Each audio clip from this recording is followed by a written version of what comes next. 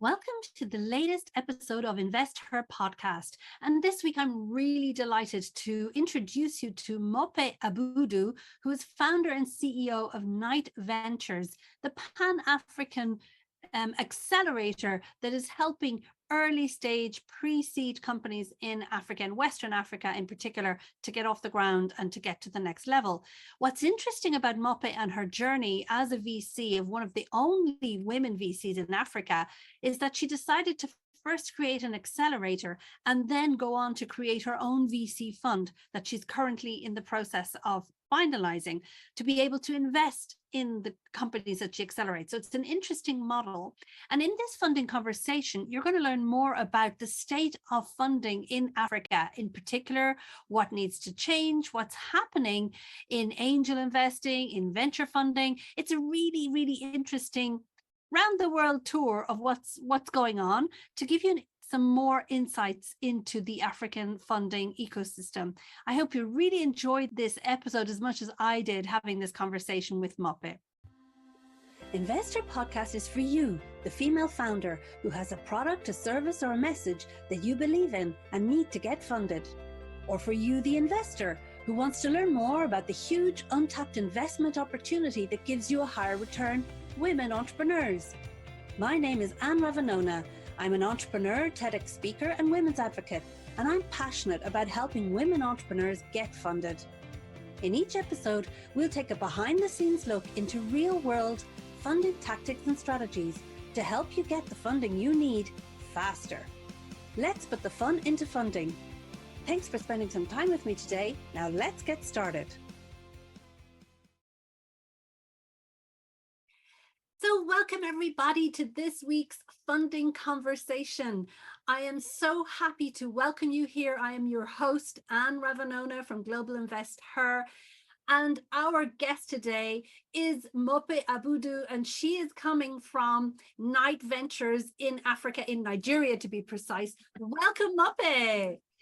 Thank you so much, Anne, and to the attendees, a warm welcome. Thanks for signing up. It's going to be a great conversation and looking forward to, learning and sharing on experience. Exactly. Thank you, Mope. And I think what's important to say for those of you joining us live, please feel free to say hi in the chat box and put any questions you have for Mope. I will be looking there and I will be making sure that we ask them on top of the ones that I have prepared for her. And, make sure that this is a really good conversation. You get the maximum out of your time with us. So also for those of you listening back on the podcast, you can check the show notes to hear and to see the links to some of the great resources that we're going to be saying live. So I love it. Loads of people saying thrilled to be here. So let's get started. So Mope, tell us a little bit about you and how you became a VC. Let's start there because that's always interesting to learn about you. And it's to this is part of us demystifying what investors are really like. You're human. Oh, so tell us about you, human. Thank you so much for that question, Anne. And I think really it's so important that we demystify what seems to be so obscure. So yes, I am human. I do have feelings and emotions.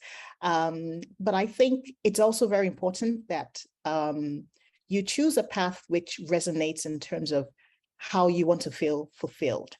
And how did I get into VC? Well, my background is in finance.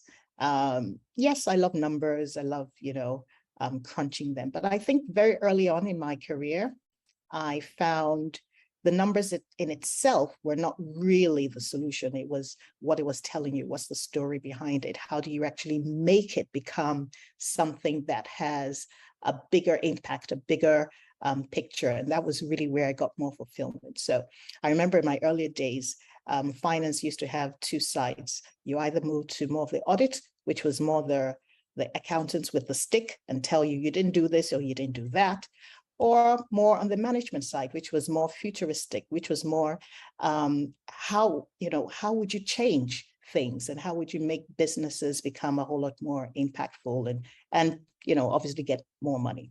So my background in finance kind of influenced most of my career opportunities. I was opportune to work in 3 different continents, in the US, the UK, and Africa and Nigeria specifically. And I worked with a lot of businesses who had a lot of innovation in terms of solutions. In the financial institutions in particular, I was headhunted back into Nigeria, into UBA in the early 2000s, and then moved more into advisory. And I think advisory is such a good platform where you get to work with founders, entrepreneurs who are dreaming big, but sometimes don't have the tenacity or the structure or the wherewithal to actually transcend that dream into reality. So I did quite a lot of work in terms of making businesses become more structured, institutionalized, so to speak. And then obviously capital was always a very, very important part of the puzzle, which we're trying to put together.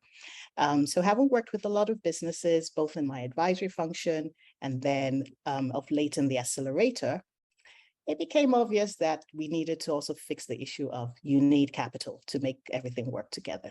And that really has been the force behind why I've actually moved into venture capital. I love it. And I love the way you describe your journey, because there are many, many paths to become a venture capitalist, aren't there? And I think it's important. Yes, you are from finance and you've crunched the numbers. But what I'm hearing really clearly is that, like, you're passionate about people, projects, getting them to the next stage, and innovation. And that's what's propelled you now into this next phase. And as we move into more detail, I always think it's nice to kind of start this part off as well, to share maybe one fun fact about you. So again, to know you, the human behind the VC. Well, it's true. To be honest, people who love numbers normally seem to be very boring and very nerdy, so to speak. You know, you just look at numbers all day. So yes, you do human person. I am a party pooper. You know, I love to dance. I get carried away sometimes when the music is really, really great. I constantly try and compete with the younger folk when it comes to dancing and the rest. But I guess it's even a stress reliever as well. So I think it's just good. But when I hear music, I hear different things. I'm able to dissect the actual instrument that is being played.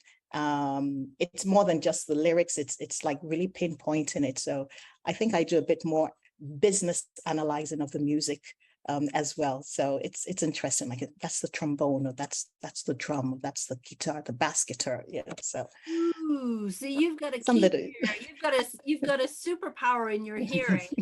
Which I'm guessing, if we bring that to kind of funding startups, I'm guessing that that makes you a very good listener and a very good person who understands a business, thanks to that super hearing power. I'm just making a guess.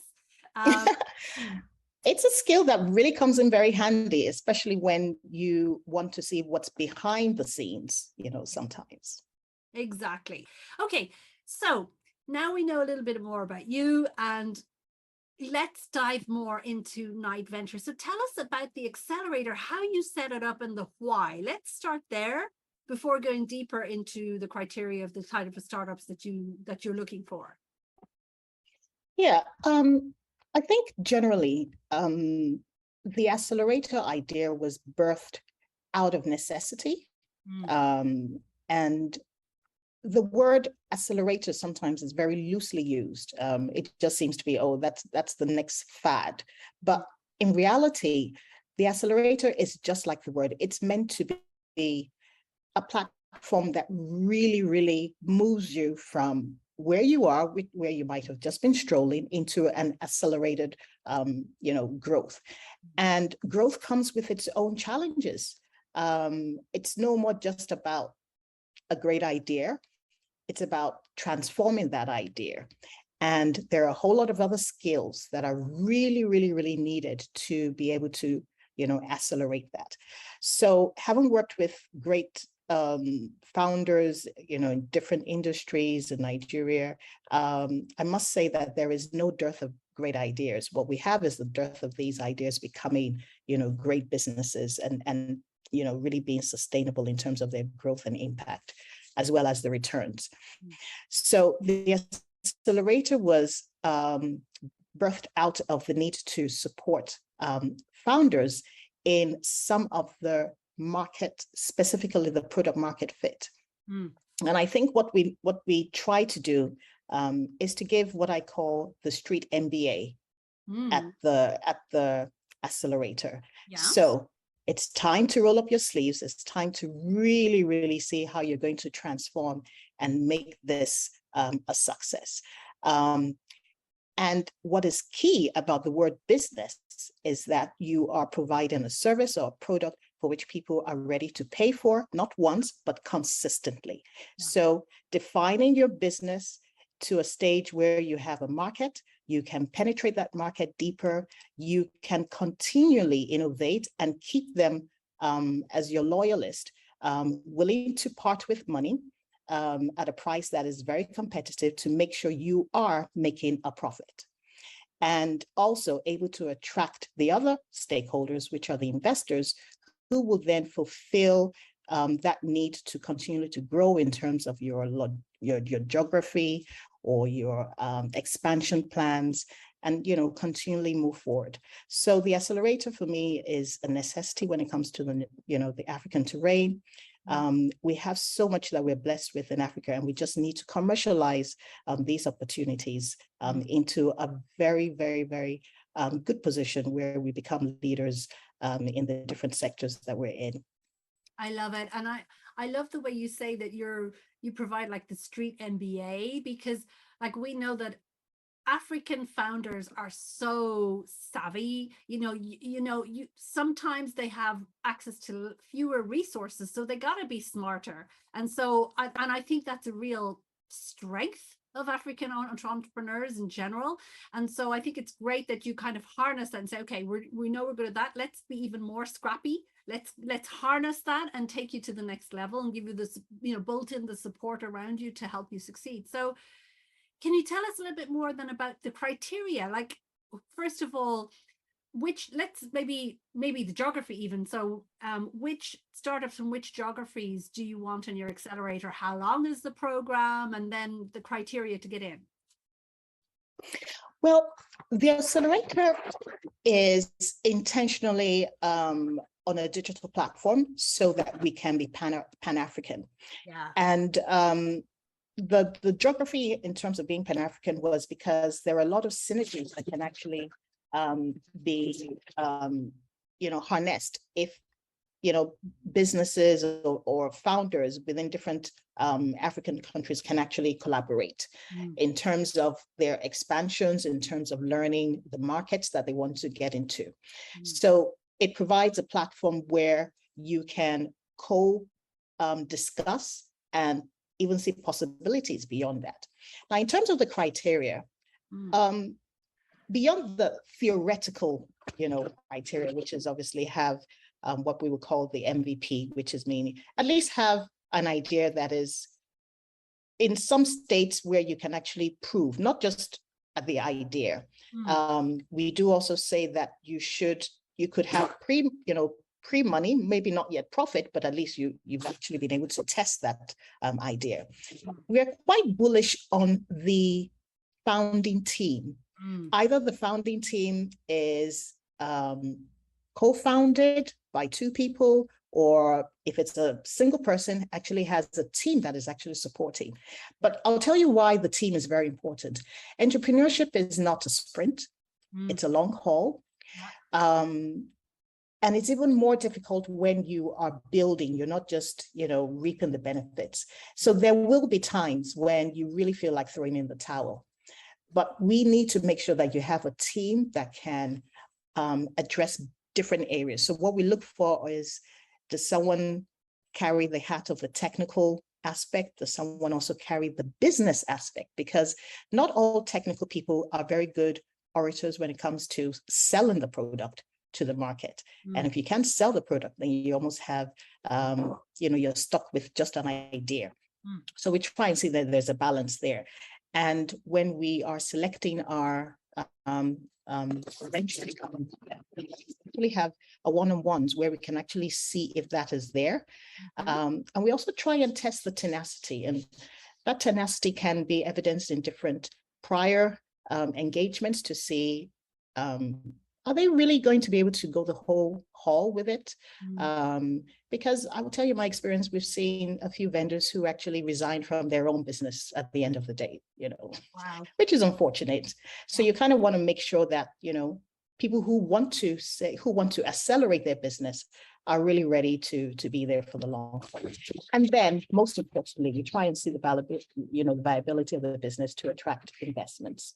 That means, is it a product that can be leveraged, that can use technology for scale, that can attract investments both locally and internationally? We don't want to be very short-sighted to just say only mom and pop, businesses in terms of investments. We want to attract global investors as well. So we look at that intentionally. Yeah, and I think you're raising the key points that are super important for any startup to join an accelerator. But I love the point that you're making around the tenacity, because that's and it's good that you kind of try and test that in the one-to-ones before they come on board, because as you say, I love it. It's so good you remind us that entrepreneurship is a sprint. Sorry, it's not a sprint, it's a marathon. Not sprint, yeah. It's not a sprint, it's a marathon. And you've got to have that tenacity. You've got to have that grit to go the long haul. It's not easy. So because it's an online accelerator, Mope, how long is it? How long does it last? And tell us a little bit more about I don't know if you have the components of the accelerator, and if you've got particular type of mentors or also to particular type of sectors that you tend to focus on or not. Yeah, one of the key criteria, and I tried to mention that, but maybe I didn't deliver on it, is where the accelerator is sector agnostic. However, there must be an element, a very visible element of technology being the engine for scalability. Yes. And the adoption of technology is really key for any founder who is thinking of making an impact. And that's just the name of the game. Yeah.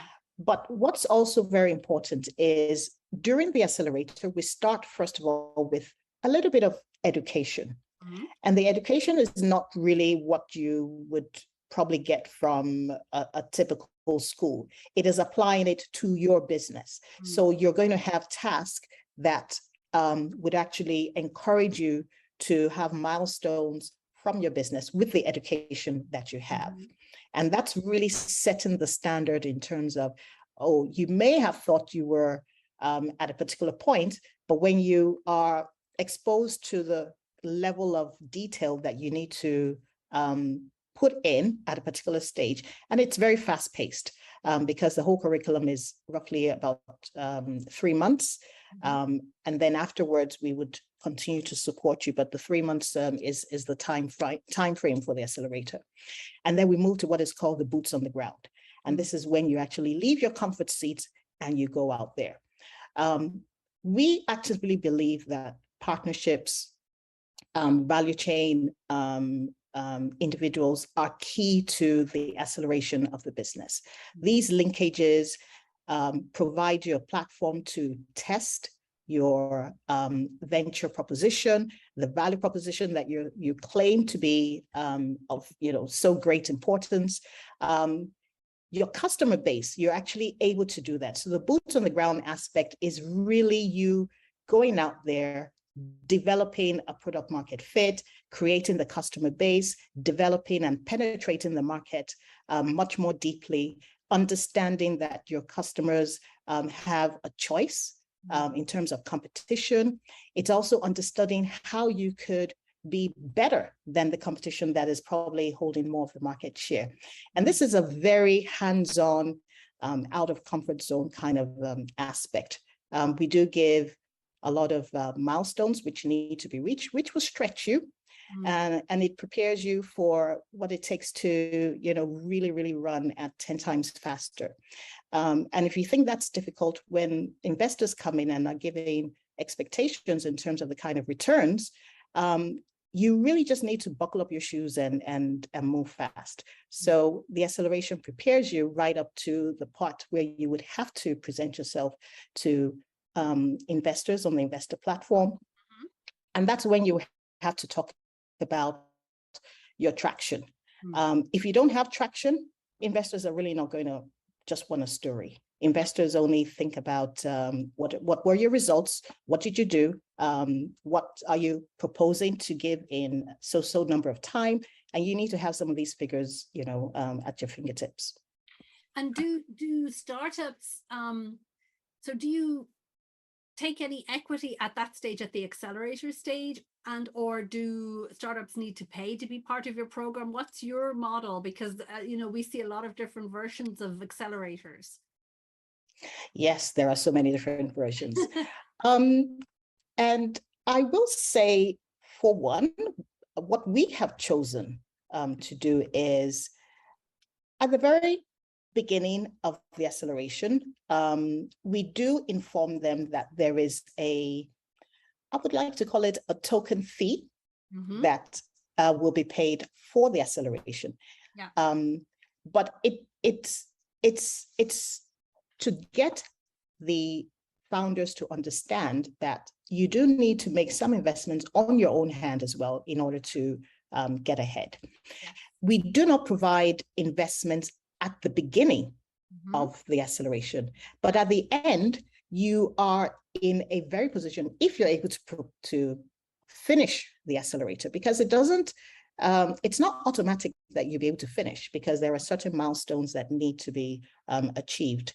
And if you're able to get there, you stand a very good opportunity of actually being presented to our investor network, or being invested in through the vehicle of our venture capital fund, which is the AfriGlocal VC, as long as inviting other venture capital firms who would be interested if the thesis aligns with their own as well.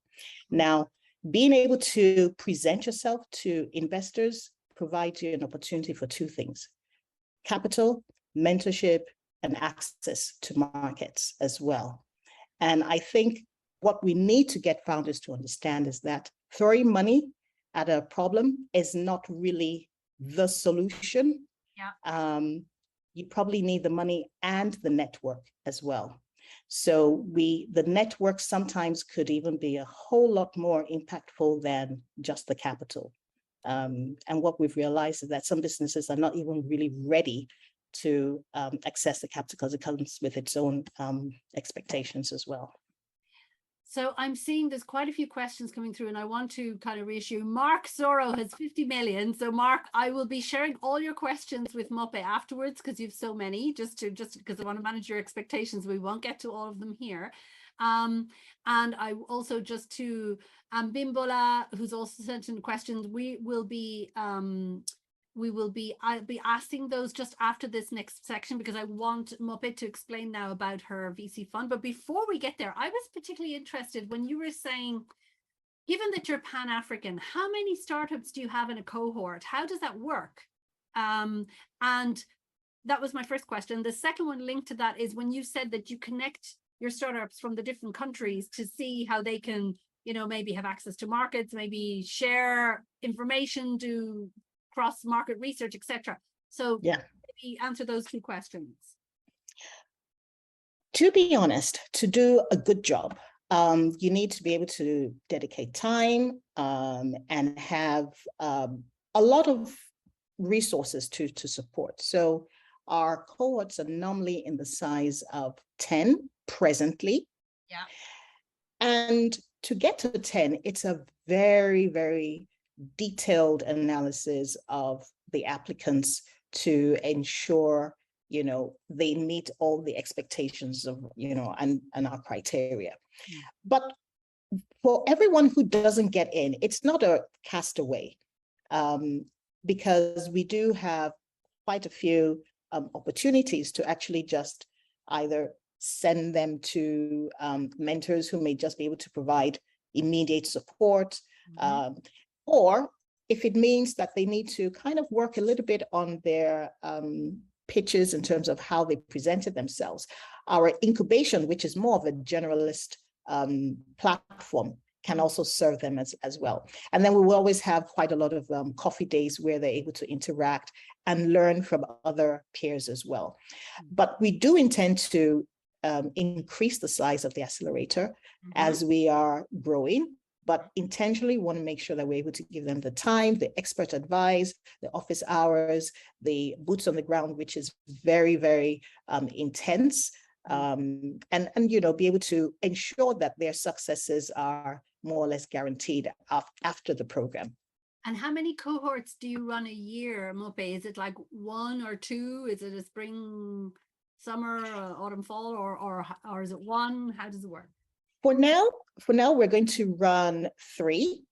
And that's also because we've also realized it's good to balance hard work with a bit of take some time off. So we do find that sometimes in the summer, attentions are a little bit diverted. Yes.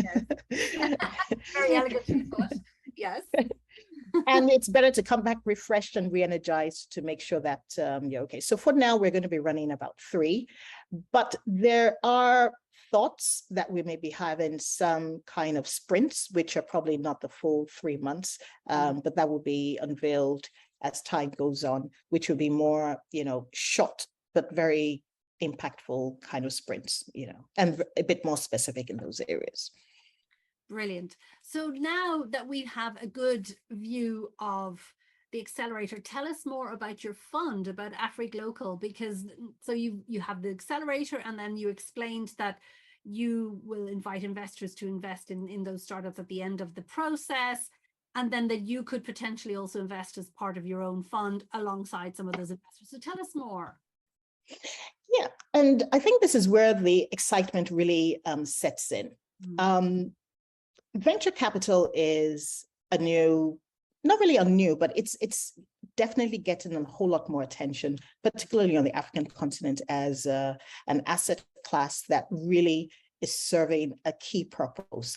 And venture capital in Africa is really meant to support that, or be a bridge between moving away from just your angels or just your close network, and then getting to the bigger players in terms of maybe the private equity. So there's always been that gap, which hasn't been solved successfully by the commercial banks. It's a mismatch of capital to the needs, and hasn't always had a very successful story. So venture capital is a mix of handholding, bridging, and also providing these businesses an opportunity to see the bigger picture that they're getting into.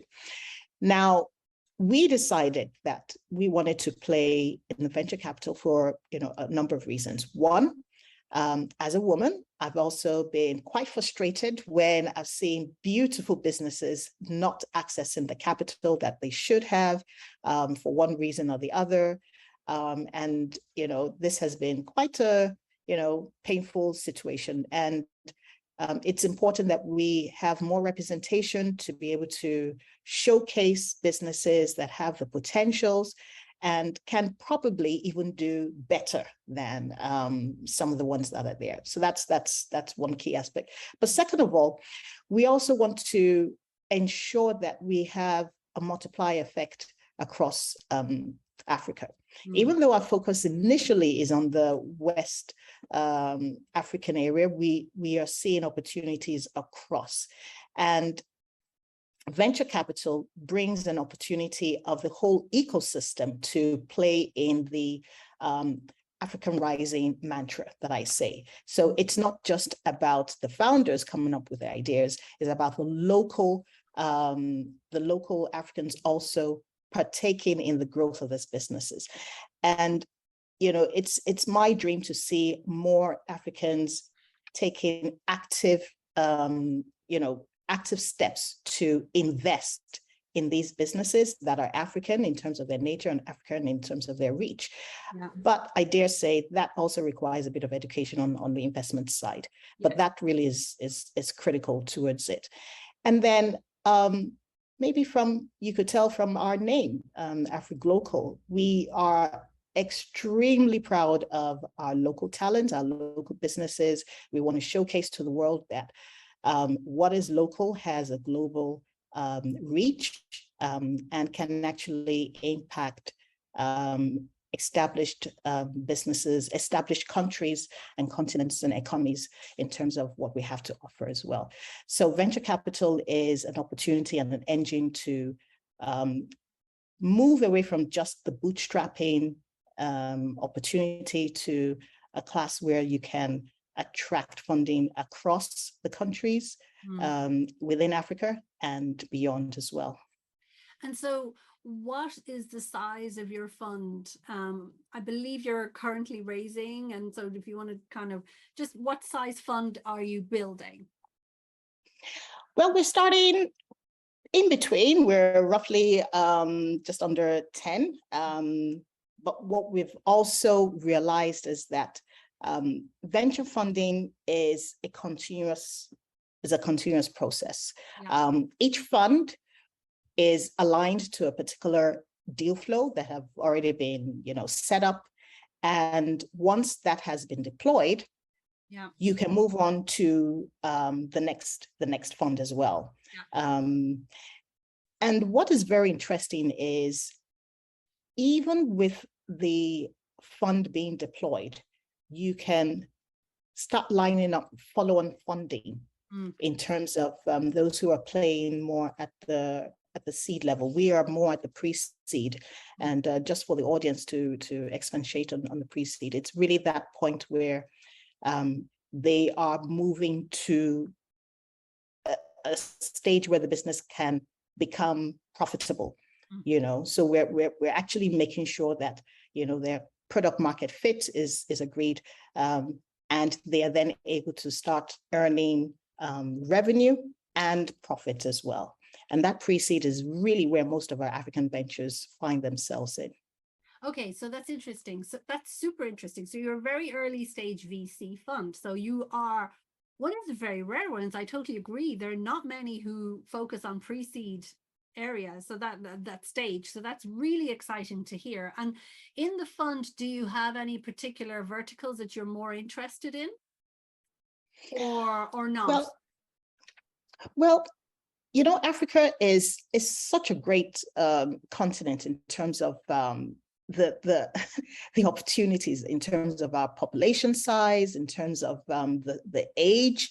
You have so much youthful people. It's estimated that Africa is going to be the most populous continent, and the youthfulness of that population, and that presents in itself a whole level of opportunities. So in terms of who would be the consumers, that's really where it is. So that's really where the market is. But you also need to make sure that there is a lesser reliance on importation, and in terms of goods and services. Yes. So we need to make sure that there is a funnel that will continually get businesses away from just mom and pop kind of scenario to bigger businesses, and I dare say even conglomerates. And why not? Why shouldn't we have so many conglomerates, in each area? So the pre-seed, wow. Yes, and why not? We shouldn't just be counting them on our fingers. We need to make sure that there is a conveyor belt process to move these businesses along the line. But why we actually chose that particular area? We have within our sections over 50 years experience of the talent that has been working with businesses to become more institutional. And we know that is where our forte is. So we want to make sure that we harness our expertise in that area and then move them along. And I think that's something that we all need to know. There's no point just grabbing more than you can chew, but rely on where you have. We have expertise in that area. Our deal flow is very, very particular about getting very innovative businesses, work with them, and make them shining stars for the next stage. So, and I love that. I want us to pause there because it's really important what you're saying, Mope. What you're doing is contributing actively to Africa Rising. you're contributing to actually helping those very early stage companies move on to the next level where they can then go on to raise their seed and hopefully Series A and so on, but at least get them out of the mom and pop status, get them thinking global. That's what I love. That's why Yes. Local is really good. Go. And I love the way that I think tying in with your vision of, you know, developing local, that's so important, because as you say, Africa is so full of incredible resources, the youth being the number one resource and the talent being the number one resource. And then it's like, yeah, I mean, your home markets will, like in all the different countries, they're so massive. Yes. That's why like it's so exciting. It's an exciting time for Africa. And that's why I really wanted you to be on this podcast and on this webinar, because people need to know what's happening. Because I'd said it to you in our Yes, I remember. Call, I had said, like, the world does not have a clue, because Africa is where it's at, and Africa is going to be the growth engine of this whole world. Definitely. So the West has been very comfortable thinking they're the masters of the universe. The East is rising, and our Eastern friends are definitely powerful, and Africa is the future, right? It's the past. It is the birth of humanity. It's the future. And it's the future. It's the future. You couldn't have said it better. So, in fact, you only need to be there to see the energy, yeah. And you know, the ability to turn nothing into something. Yeah. Now, agreed, we do have our challenges, which is not to run away from the obvious. You know, infrastructure is very key, and that's also an area that we want to play on. Yeah. The financial inclusion is very important, because for that population size, you want to get everybody, you know, as much as possible to, you know, be able to create interconnectivity between our institutions, our banking, and create a lifestyle that is leveraging on technology for ease of transactions. Yes. But the hidden beautiful objectives of all of this is to create a better healthcare system, a better educational system, a better logistics system, a better housing system, a better investment and understanding for wealth creation of, you know, of both the young and the old. You don't necessarily have to be age 50 before you start, you know, making money. But more importantly, money is not the end in itself, it's what it can do. And that's the difference between having a cash business and a wealth mindset. So you actually want to make sure that you have a multiply effect, and, you know, the living standards are increased and impactful, and, you know, everyone is actually able to be self-sustaining rather than reliant on anyone.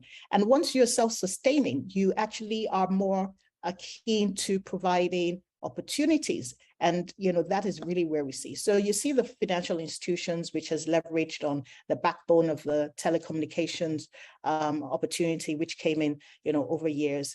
And you just see how someone in the interior is able to you know, access, you know, funds very quickly and build up a business.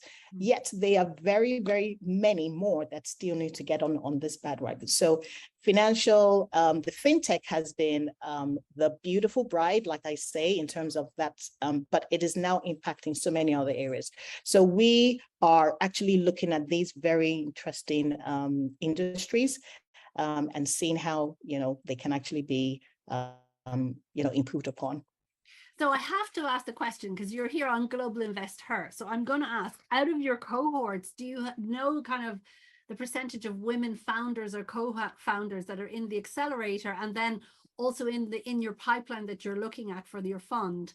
What percentage are women founders? Because this is another myth we need to bust. In Africa, you guys and many like big countries inside Africa, because we always have to educate people. Africa is a continent. It's not a country. Yes, it's not a country. It is hundreds and hundreds of countries with incredible differences in wealth and in languages and cultures and the rest. And everything. So it is a continent, right? So that's why I'm like coming back to that and saying, so tell us, just inside the accelerator, like if the percentage of women founders or co-founders, and in the fund. And why was I making a point about Africa being a continent with all these incredible countries is because there are so many of the countries in Africa that have higher rates of women's entrepreneurship. And that's why I want to showcase it, because the world doesn't know it. I still think Rwanda is number one for women's entrepreneurship in the world. So, you know, we need to know this. And Nigeria, Ghana, Europe, you know, and you and I know a couple of those incredible women founders in common. So sorry, I got all excited talking about this. Yeah. So tell us about the women. No, it's a beautiful question and very important. And over the past few years, there has been a great increase in the number of women entrepreneurs. And I think women just being who they are and, you know, our makeup, we do have to find different options.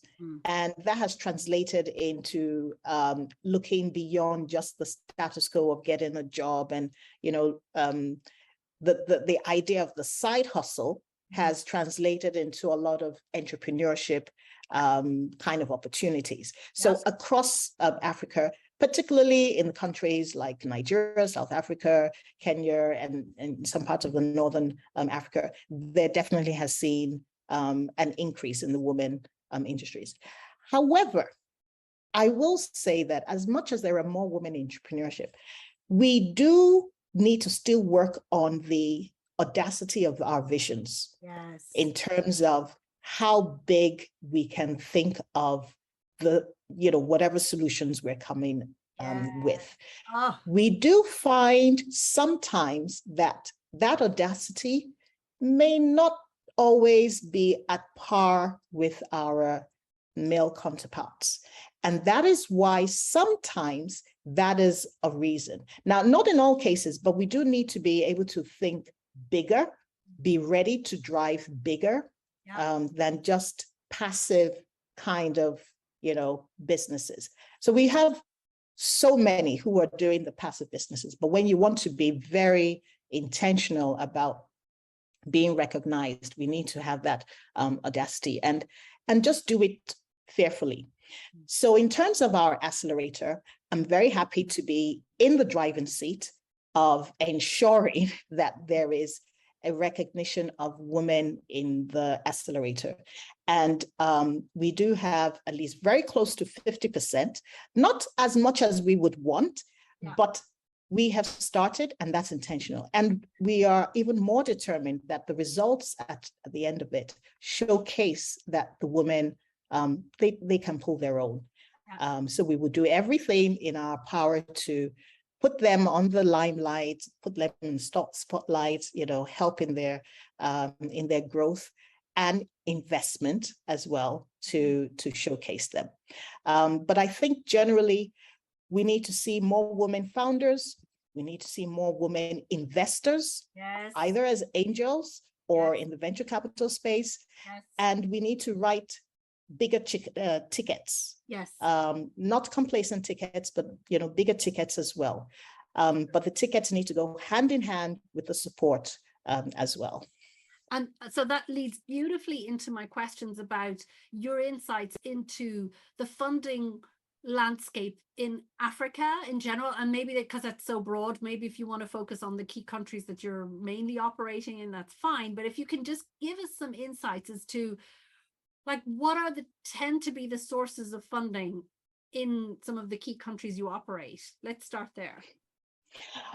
Well, what has been happening of late is, particularly in the VC space, which is where, you know, we're playing currently, is there have been more international funding,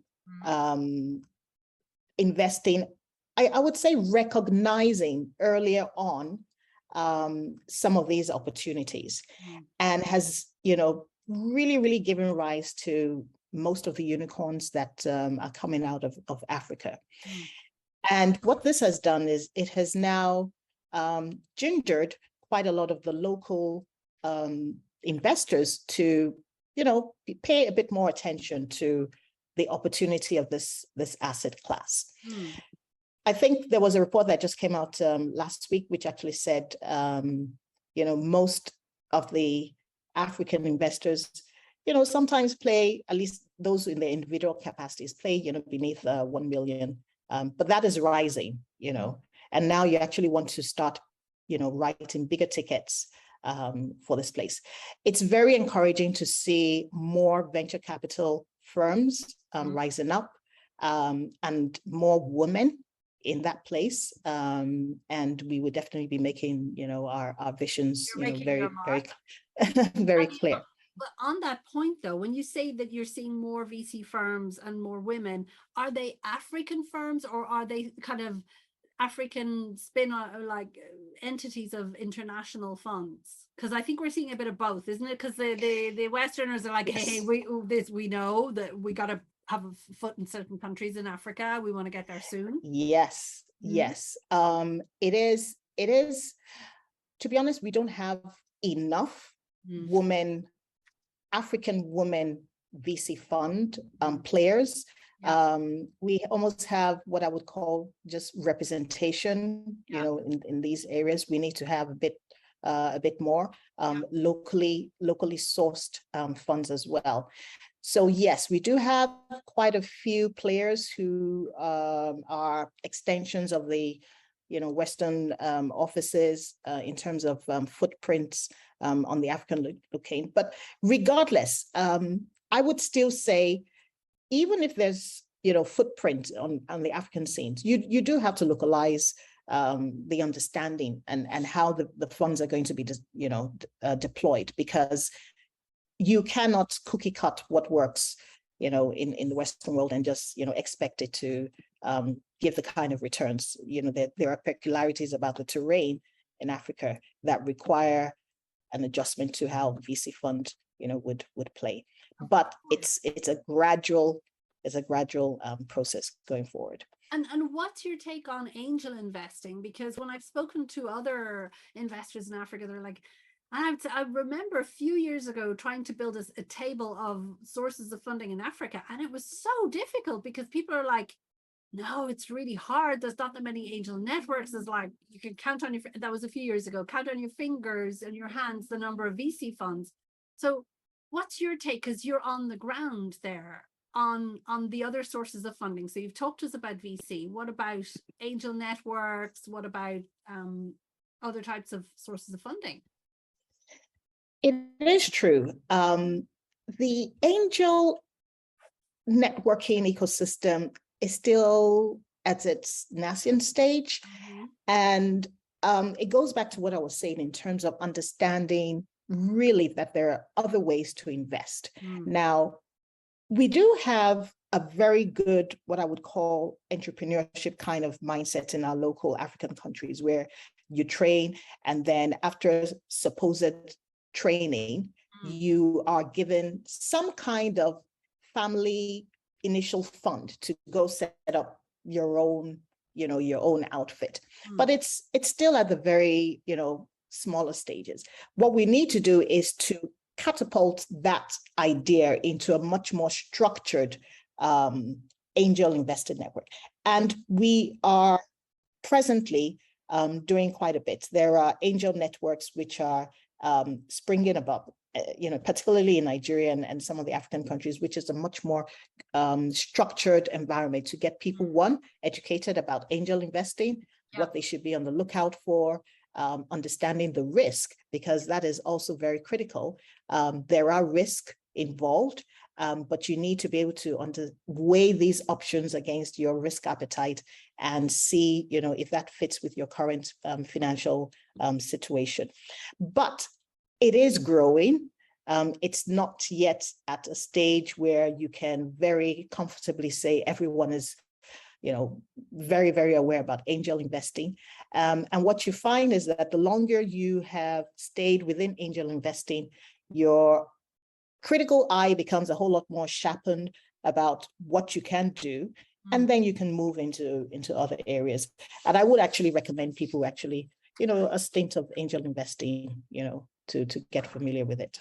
So this leads beautiful into a question from Ambibola. So they're asking, and sorry, I don't know if it's a man or a woman, that first name. So I would say they are asking. So Ambibola is from Nigeria. two questions. Okay. How has the VC journey experience been for you, especially in Africa, like your experience? And then what advice can you give to new entrants into the VC space? So that's great that they want to become a VC. So what's been your experience as a VC in Africa? Nigeria, sorry, go on. Yeah. Have you been on a roller coaster ride before? You know, you look at it from afar. You look at it from afar. You see people screaming and having fun. You want to get in, you get in, and then it hits you, but you're already in it. So you have to go for the ride.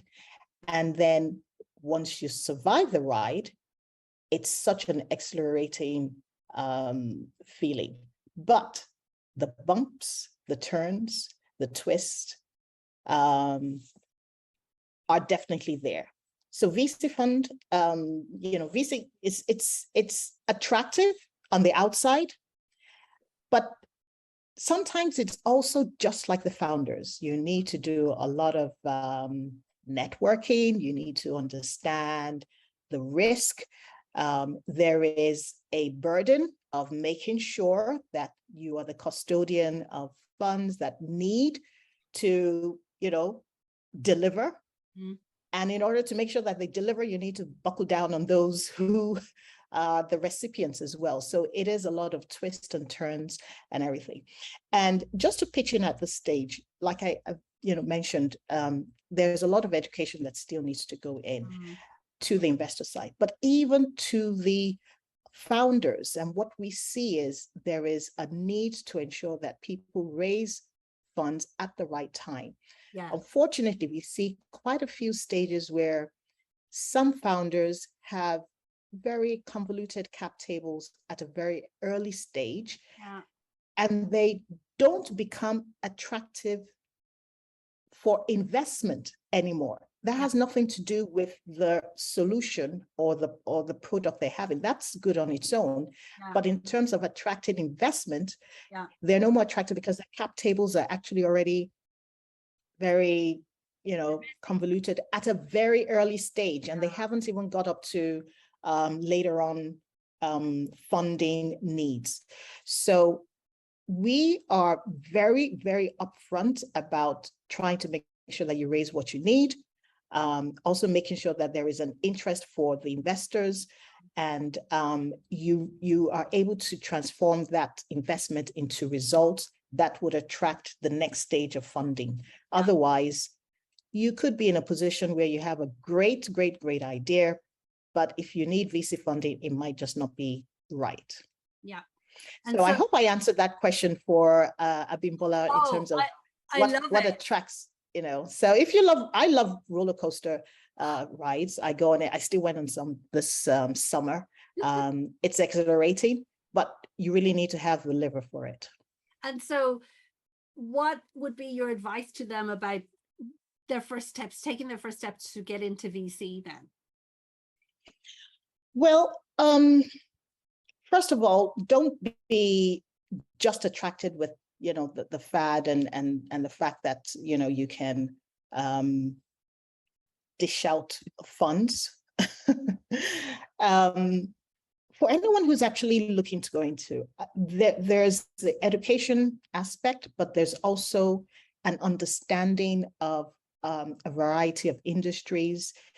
You're going to find yourself looking at pitch decks that transverse different industries, different markets, new trends.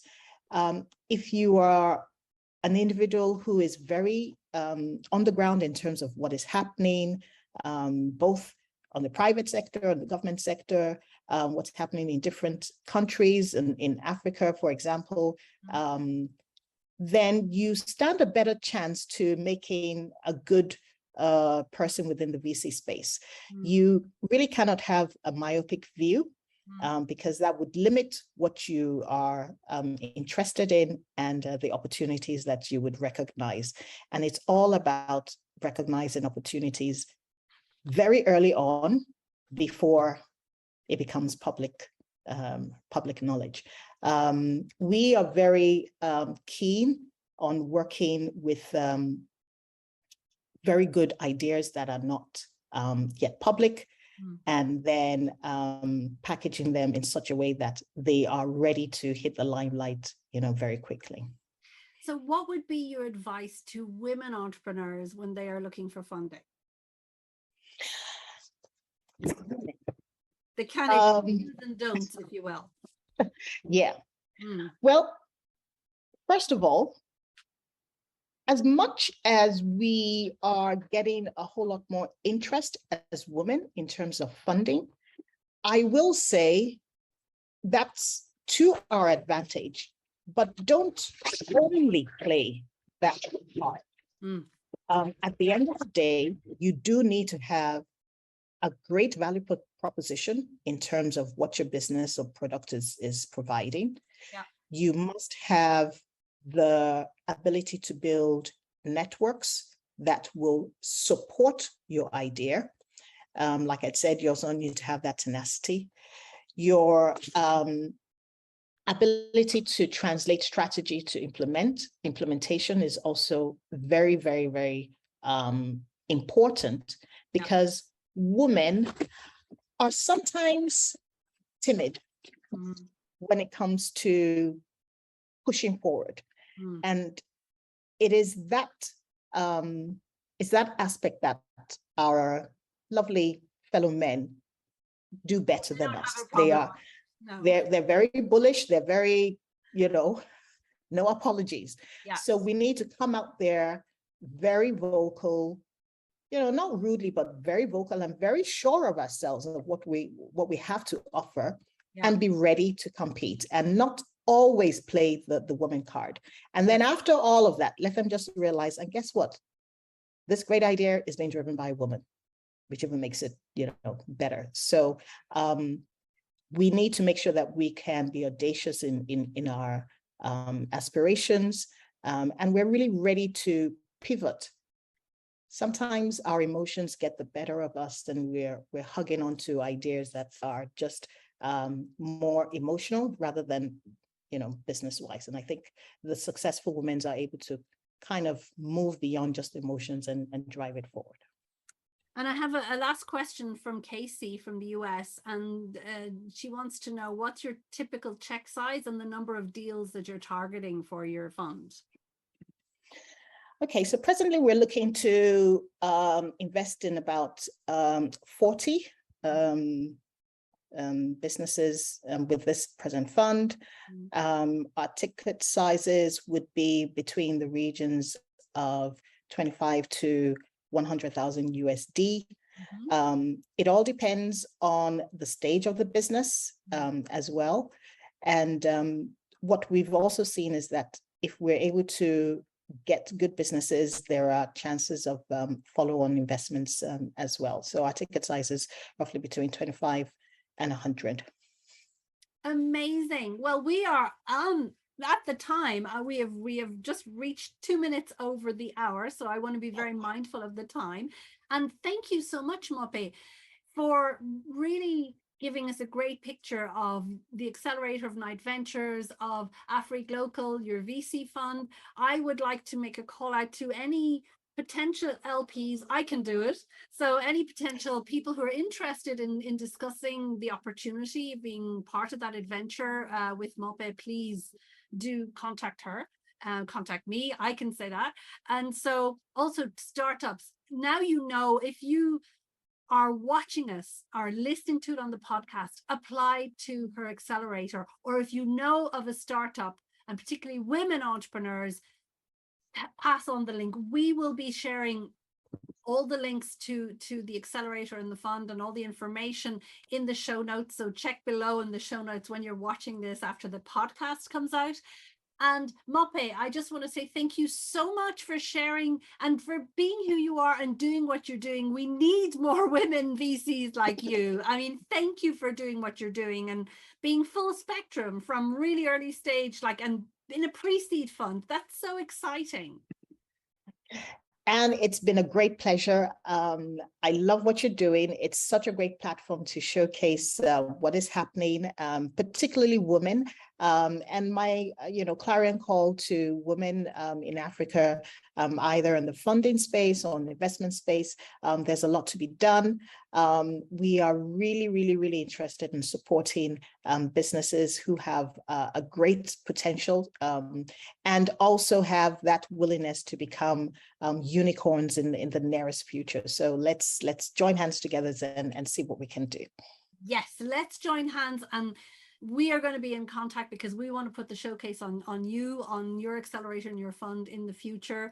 And thank you all for being with us. Thank you to all the participants who are with us live. And if we didn't get to your question, please do not worry. I will share it with Mope. Okay, so it's not lost. Yes.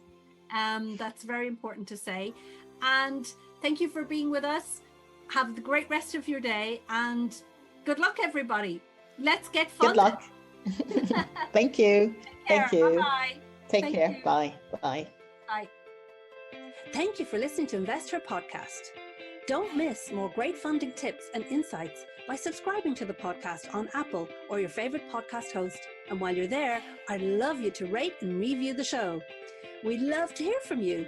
So if you'd like to send in some questions, interact with our guests, or suggest other great people we should feature, join our community on the Flick InvestHer group, or send us a message on investherpodcast.com. Want more great resources for female founders about funding? Check out our InvestHer Academy at academy.globalinvesther.com. I'm Anne Ravanona and look forward to having you with us again for our next episode.